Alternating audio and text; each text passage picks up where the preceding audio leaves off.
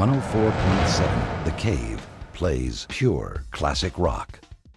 104.7 The Cave, Mike the Intern, Jay Stevens back together. It is Wednesday, Rip It Apart Wednesday. Master Master of Puppets are pulling your strings. That is the subject of our Rip It Apart Wednesday today. Lars Ulrich. Yeah.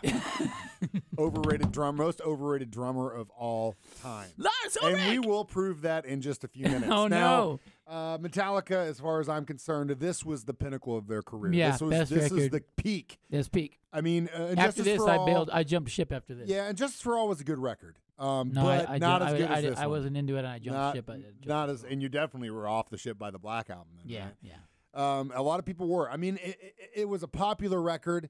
There are a lot of places that claim they have the best burger and sell the most, but it doesn't always mean it's the best. Yeah, well, this album was just, it was so massive.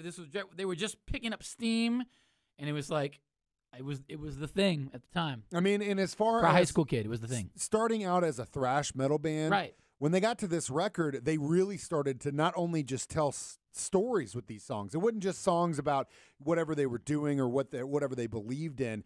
These were stories. Massive difference between Whiplash and this. Yeah, you know what I'm saying? It was like big time. Here they actually became this epic, huge, larger than life product. You know? And a big part of that was they went out on the road with Ozzy, and that just got them in front of a lot of people, which is a big thing. And actually, this year the band was added to the National Recording Registry by the United States Library of Congress. Can you believe that? The first metal selection. There's only 450 recordings that have earned this distinction of all time, music. It could be argued that they brought metal mainstream to the forefront. Yeah, and it is argued. Especially thrash metal too. Yeah, and that's how they started out. Yeah, early they Kill 'Em All. Yeah, Whiplash. Yeah, Four Horsemen. Stuff. Yeah. Whew. So let's get into this. This was the last album featuring Cliff before he passed away in that bus accident. Now, this is the drum and bass section of this song.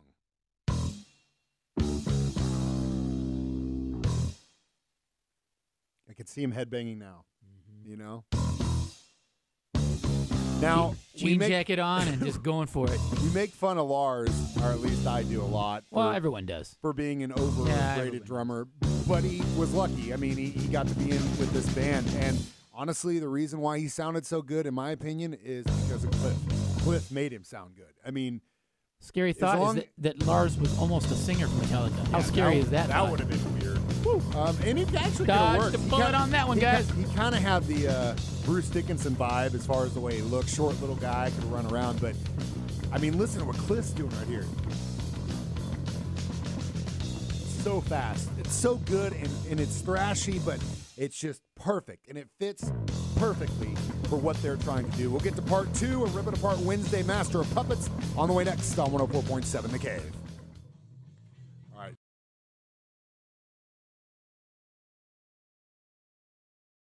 104.7 The Cave, Jay Stevens, Mike the Intern in the studio. Rip It Apart Wednesday, Master of Puppets, the subject. I like the heavy metal!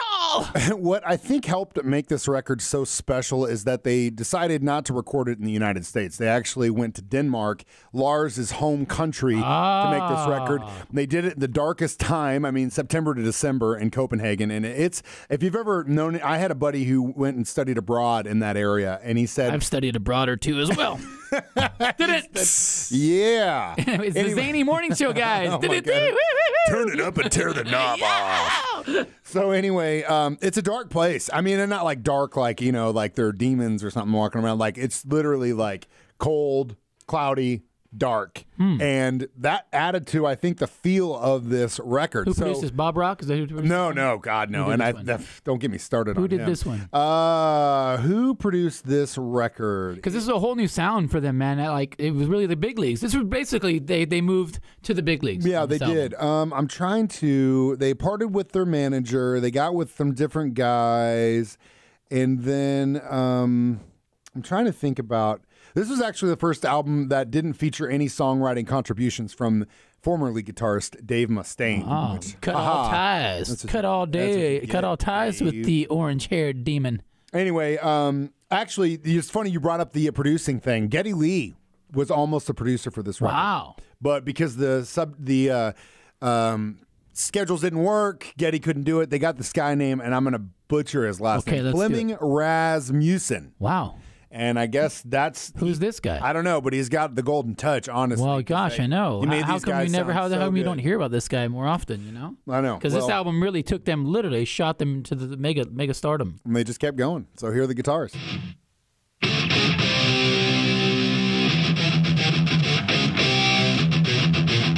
Great riff, you know. I'm not really a heavy metal guy, but great Oh, riff. man, it's a great riff across the board. You could write that now and be so excited that you just wrote one of the greatest riffs of all like time. you could picture like a 16-year-old kid in his garage just doing this riff. Or right a here. 30-year-old man working out and punching the wall. Yes. Yeah, UFC fighter. Yeah. Seriously, if this doesn't get you pumped up, check your pulse or something wrong with you. We'll get to part 3, Rip It Apart Wednesday, on the way next on 104.7 The Cave. 104.7 The Cave. Mike the Intern, Jay Stevens in the studio. Rip It Apart Wednesday. It is Master of Puppets time. I was in high school High school. when this came out. Great. Could've been Great. 12. No, it was 11th grade. 11th grade when this came out. Because funny story about the Master of Puppets record.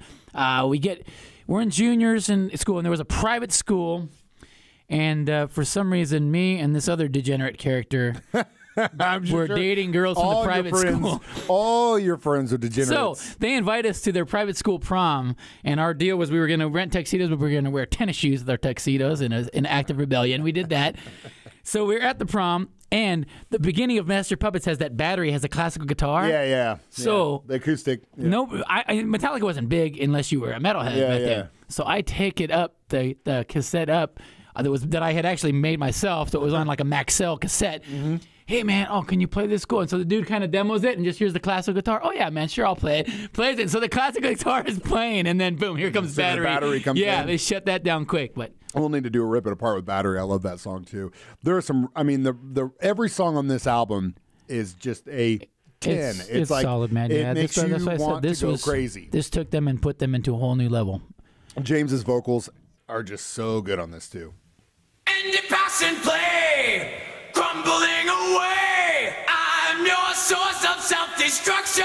Now they got real dynamic. Someone I think finally showed them that you don't need to be a full on in the red all the time. Yeah. You can be light and dark. Led Zeppelin did it. They could have been full on all the time. You can be low and still metal. heavy. You can bring Battery is a great example because it's acoustic, but man, it is such a heavy thing. Especially when we get to the last part of this, when we do the solo. There's that breakdown in this song. It's almost classical, and harmonies. So good. And it adds to the kind of like heaviness. Maiden. It's kind of like Maiden, you know. Sometimes when they bring that stuff in, it not only takes away from how heavy it is, but it also highlights how heavy it is when it comes back. But it's so great to listen to these songs with James when he's young. Yeah, Because you can hear him. Yeah. You can hear him being young. And it Aggression, sounds, a nice high voice. yeah, man, so good. They were such a good band. I know a lot of people hate on Metallica, and some people are like, no, they're so great, whatever. Personally, I haven't liked anything they've written since after this, with Justice for All. The Black Album, I've heard it to death. But this record, God, it's so good. And they did, they stuck to their roots and they made it mainstream. Yeah, they took a chance and they did a great job. And people say they sell out, and they sure do every night, every arena. Yeah, that's true. We'll get to our conclusion. Master of Puppets on the way next on 104.7 The Cave. 104.7 The Cave. Jay Stevens, Mike the Intern in the studio. Rip It Apart Wednesday. Master of Puppets. Fire! When we were listening to the vocal part, we were both singing our separate guitar parts. Yeah. That's kind of the way it works. It brings you back. Man, you and I could have gotten in some trouble. Yeah, growing up we still can. It's early. We still do. It's early, bro. There's a long day ahead of us here. So I can get you in the weeds as far as you want to go. I live by the philosophy that you should never, ever stop learning. You can always be taught something. Whether or not you think you're a master of whatever you do, you should always keep striving to get better and better and better. We always study and research. And Kirk Hammett really, at the time, was already a phenomenal guitar player, but started taking lessons from Joe Satriani to learn how to record it more efficiently, which I think is incredible. Lars took drum lessons, and Kirk started working with arguably one of the greatest guitar players of that decade. And man, and it sure shows. So let's get right into this. One of my favorite parts of this song, the harmonic guitar solo during the soft part. This is the part that's like Maiden to me. Because it's He breaks down harmonized guitar solos. I love that you you don't really hear that where he hits it twice. He's like,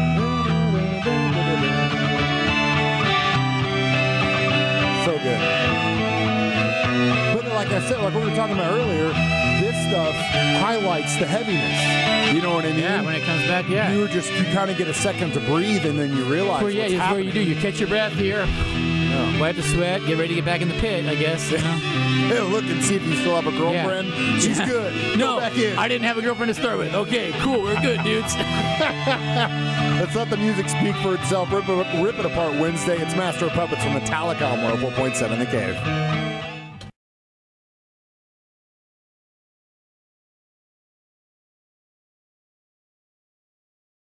104.7 The Cave plays pure classic rock.